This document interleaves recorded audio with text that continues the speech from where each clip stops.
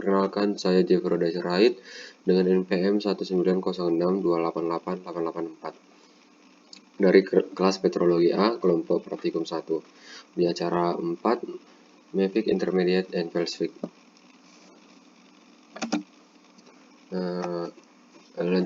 Kita akan mendeskripsikan pada yang pertama itu ada nomor sampel yang pertama, sigarnya abu-abu kehitaman dengan fenokrisnya 100%, ukuran kristalnya fenokritik, derajat kristalisasinya holokristalin, kemasnya eniguakular, bentuk dasarnya hidral, bentuk mineralnya padionomorf, komposisi indeks warna mineralnya leucocratic. Lanjut di sini kita akan menentukan komposisi mineralnya. Di sini ada kuarsnya, saya perkirakan sebesar 45%. Kuarsnya itu ada seperti di sini, dia berwarna putih bening dan plagioklasnya, dan ini berwarna putih susu, tidak bening. Lalu ada alkali fosfat 10% dan biotitnya 20%. Biotitnya yang ini, yang hitam-hitam ini, dan alkali fosfatnya yang di sini. Yang di sini seperti coklat atau merah jambu seperti itu. Lanjut kita akan menemukan nama batuan dari sini. Kita normalisasinya kan, kuarsnya ada 56,22%, apalagi kelasnya 31,25%, alkali fosfatnya ada 12,5%. Dan di diagram level 6 ini saya mendapatkan nama batuan yang granit. Nama batuan granit, biasanya granit terbentuk dari pengkristalan magma yang kaya akan silika dan berada bermil-mil jauh di bawah kerak bumi. Banyak endapan mineral terbentuk di dekat badan granit yang mengkristal dari larutan hidrotermal yang dilepas oleh granit dari Bonemis 2012. Kegunaannya banyak digunakan sebagai countertops, ubi lantai, batu hanpar, trotoar, tapak tangga, pilar bangunan, ataupun batu nisan dari Kings ND. Lanjut ke nomor sampel yang kedua, warna sigarnya hitam kehijauan dengan fenokrisnya ada 50%, massa dasarnya 50%. Lalu ukuran kristalnya ada eniguakular atau porfiritik, derajat kristalisasinya ada holokristalin, kemasnya eniguakular, bentuk kristalnya euhedral, bentuk mineralnya padionomorf, komposisi indeks warna mineralnya ada mesokratik. Lanjut ke komposisi mineralnya ada kuars sebesar 15%, pakioklas 35%, dan piroksen 50%. Piroksen ini berwarna hitam, pakioklas putih susu, dan kuarsnya berwarna putih bening. Lanjut kita akan menentukan nama batuannya. Di sini saya menggunakan diagram pada level 7. Di sini normalisasinya ada kuarsanya sebesar 30%, pakioklas sebesar 70%, dan saya dapatkan nama batuan ini adalah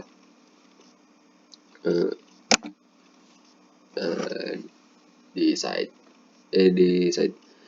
garisannya terbentuk bersama andesit di tepi benua dan bersama riolit di busur vulkanik benua. Di sepanjang tepi benua, magma andesit terbentuk di daerah di mana kerak samudra tenggelam di bawah kerak bumi. Magma andesit diubah secara kimia saat mencapai mantel. Lava andesit cukup kental karena kandungan silika sedang, dan dengan demikian bisa eksplosif dalam letusan Bonemis 2012. Kegunaannya pada zaman kuno ini digunakan sebagai alat tajam dan benda-benda utilitarian. Desait dipecah dan dibentuk menjadi benda tajam seperti pengikis maupun pisau. Walaupun tidak setajam obsidian, namun bentuk yang terbentuk dari desait akan jauh lebih tahan lama. Lanjut ke nomor sampel 3, warna sigarnya merah keabu-abuan, fenokrisnya 100%, ukuran kristal fenokritik, derajat kristal holokristalin, kemasnya eguanular, bentuk kristalnya euhedral, bentuk mineralnya padionomorf, komposisi indeks warna mineralnya leucocratic. Lanjut di komposisi mineralnya ada kuarsa 30%, pakioklasnya 15%, alkali fosfatnya 50%, biotitnya 5%.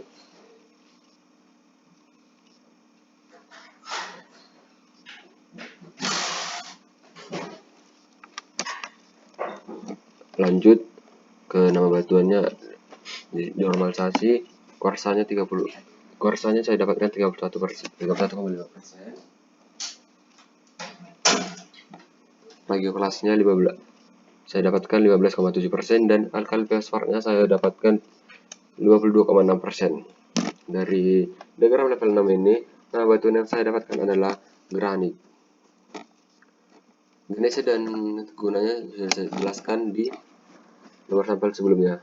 Lanjut ke nomor sampel 4. Warna segarnya abu-abu putih, komponennya vinegris 100%, ukuran kristalnya vinegritik, derajat kristalisasinya holokristalin, kemasnya egogranular, bentuk kristalnya euhedral, bentuk mineralnya padionomorf, komposisi indeks warna mineralnya leucocratic. Lanjut ke komposisi mineral.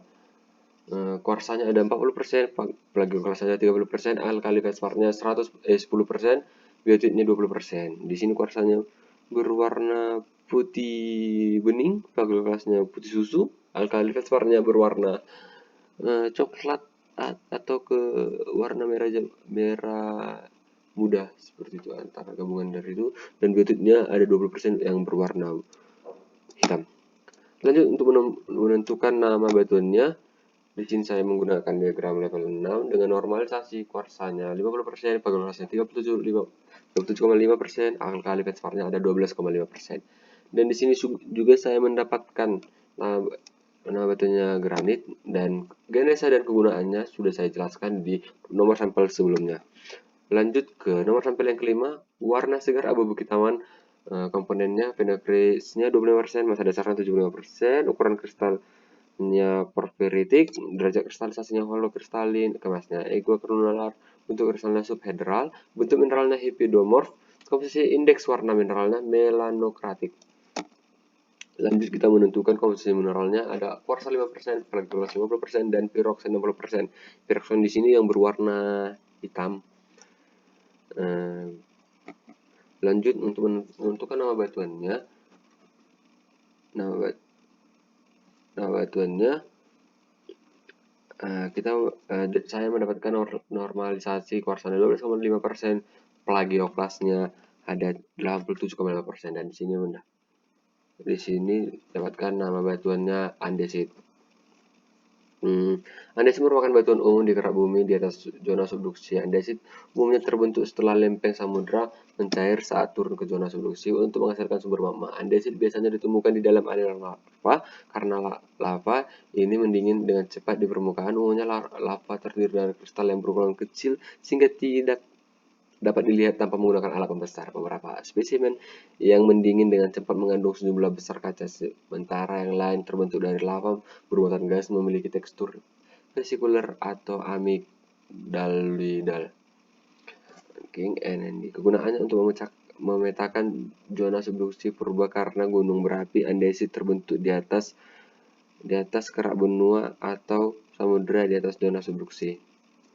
Lanjut ke nomor sampel yang terakhir, ada segar putih hitam, vinegris 50%, massa dasar 50%, ukuran kristalnya panaretik, derajat kristalisasinya holokristalin, kemasnya enigokular, bentuk kristalnya euhedral, bentuk mineralnya padionomorf, komposisi indeks warna mineralnya mesokratik. Lanjut di sini ada kuarsanya 10%, plagiolas 40%, peroksennya 30%, dan olivinnya sebesar 20%. Di sini saya menggunakan dua diagram, yang pertama level 6 karena di level 6 ini di sini ada beberapa batuan. Jadi saya menggunakan saya memetakan di level 8 lagi, dan di sini ada di sini saya mendapatkan batuannya hornblende gabbro. Nama batuannya hornblende gabbro.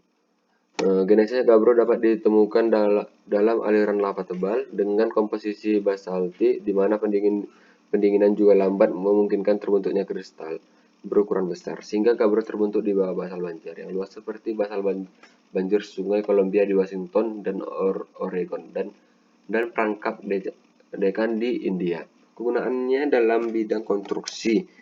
Dan ini daftar pustaka yang saya pakai saja. Terima kasih.